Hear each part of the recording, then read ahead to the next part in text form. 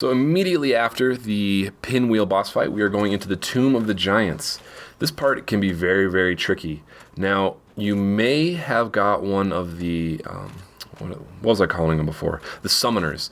Earlier on, the summoners, the guys that keep respawning the skeletons, they have a chance to drop an item called a skull lantern. Now, if they dropped one of those, put that as your secondary shield, and when you hold L1 with that skull lantern equipped, it dramatically increases the size, the light radius around you, which can be extremely helpful for this area.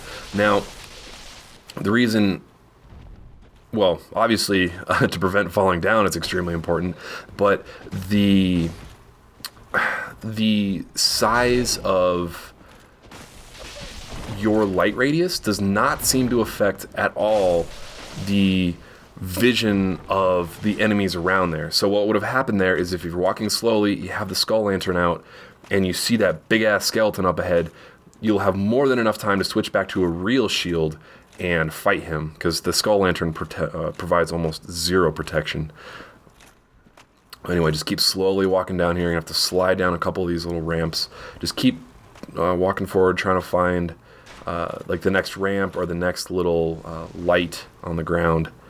And at the end of this video, you will get to the first bonfire, and you can barely see the eyes and the silhouette of some of these skeletons. And you'll also see a couple like shining objects off in the distance that you can actually pick up later. So don't bother trying to jump to them. Just get to this first bonfire. You'll have a much easier, like there's basically a hidden path that you can take later on to pick up all the items if you're super obsessive and want to pick up every shining piece of tinfoil off in the distance.